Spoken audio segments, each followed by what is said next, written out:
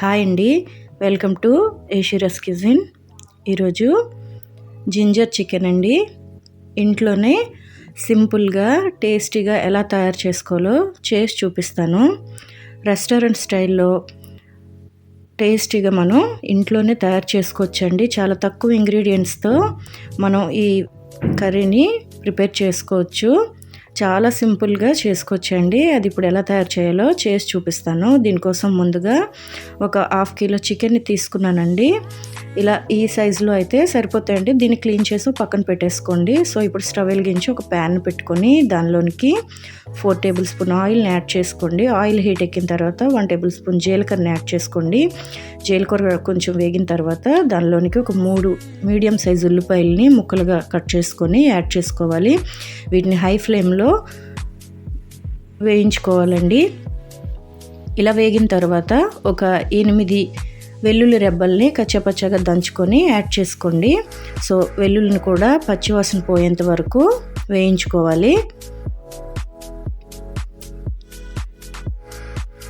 వెల్లుల్లి ఇలా పచ్చివాసన పోయేదాకా ఇలా వేయించుకున్న తర్వాత దీనిలోనికి ఇలా సన్నగా చాప్ చేసుకున్న అల్లం ముక్కల్ని ఒక 2 టేబుల్ స్పూన్ యాడ్ చేసుకోవాలండి. అల్లాన్ని ఇలా తరుక్కోండి, బాగుంటుంది. సో దీన్ని కూడా కాసేపు వేయించుకోవాలి. సో ఇలా వేగిన తర్వాత దీనిలోనికి ఒక 1/2 టీ స్పూన్ పసుపుని యాడ్ చేసుకోండి. పసుపు వేసిన తర్వాత ఒకసారి కలుపుకోండి.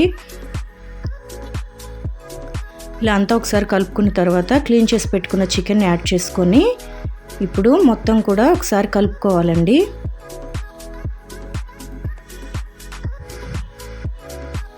ఇలా మొత్తం కలుపుకున్న తర్వాత ఫ్లేమ్ని మీడియం ఫ్లేమ్ పెట్టుకొని మూత పెట్టుకొని ఒక 10 నిమిషాలు కుక్ చేసుకోవాలి. 10 మినిట్స్ తర్వాత మూత తీసి ఒకసారి కలుపుకోండి.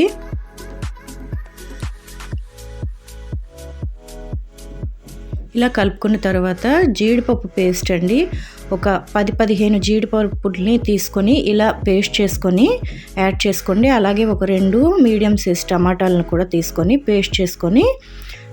పేస్ట్ని కూడా యాడ్ చేసుకోండి. సో ఈ 2 కూడా వేసిన తర్వాత ఒకసారి అంతా కలిసేలాగా కలుపుకోవాలి. ఇలా కలుపుకున్న తర్వాత మళ్ళీ మూత పెట్టుకొని మీడియం ఫ్లేమ్లో ఒక 10 మినిట్స్ కుక్ చేసుకోవాలండి. సో 10 మినిట్స్ తర్వాత మూత తీసి ఒకసారి కలుపుకోవాలి.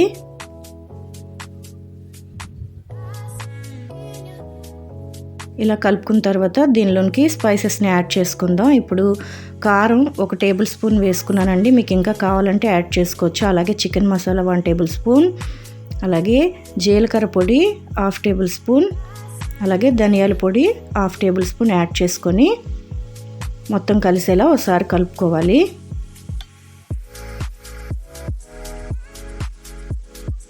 సో ఇలా కలుపుకున్న తర్వాత మూత పెట్టి మళ్ళీ ఒక 10 మినిట్స్ లో ఫ్లేమ్లో కుక్ చేసుకోవాలి. 10 మినిట్స్ తర్వాత మనకి ఇలా మనం ఒకసారి కలుపుకోవాలండి. ఇలా కలుపుకున్న తర్వాత దీనిలోనికి మనం సాల్ట్ని యాడ్ చేసుకుందాం. సో రుచికి సరిపడా సాల్ట్ని యాడ్ చేసుకోండి. సో దీనిలోనికి ఒక 1/2 గ్లాస్ వరకు వాటర్ని యాడ్ చేసుకోవాలి. ఇలా వాటర్ని కూడా యాడ్ చేసుకొని మొత్తం అంతా కూడా కలిసేలా ఒకసారి కలుపుకోవాలండి. ఇలా కలుపుకున్న తర్వాత ఫ్లేమ్ని లో ఫ్లేమ్లో పెట్టుకొని మూత పెట్టుకొని మళ్ళీ ఒక 15 మినిట్స్ కుక్ చేసుకోవాలి. సో 15 మినిట్స్ తర్వాత ఒకసారి మూత తీసి కలుపుకోవాలండి. మధ్య మధ్యలో కలుపుతూ ఉండాలి. మీరు జీడిపప్పు పేస్ట్ బదులుగా మీకు దగ్గర జీడిపప్పు లేకపోతే పెరుగును కూడా యాడ్ చేసుకోవచ్చు. మళ్ళీ మూత పెట్టి ఒక 10 మినిట్స్ కుక్ చేసుకోండి. 10 మినిట్స్ తర్వాత మూత తీసి ఒకసారి కలుపుకోవాలి.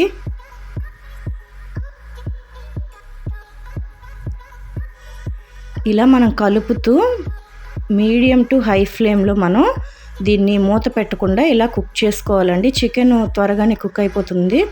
సో ఇలా కుక్ చేసుకోవాలి. మనం వేసిన వాటర్కి చికెన్ బాగా కుక్ అవుతుందండి. సో ఇప్పుడు మీడియం టు హై ఫ్లేమ్లో ఇలాగా కుక్ చేసుకోవాలి. ఇప్పుడు అల్లం తరుగుని ఫైనల్గా ఒక లాస్ట్గా 1 టేబుల్ స్పూన్ యాడ్ చేసుకోవాలి. అలాగే పచ్చిమిర్చిని ఇలా చాప్ చేసుకొని ఒక 2 వేసుకోవాలి. అలాగే కొద్దిగా కరివేపాకును కూడా యాడ్ చేసుకోండి. సో వీటన్నిటిని కూడా వేసి ఒకసారి కలుపుకోవాలండి.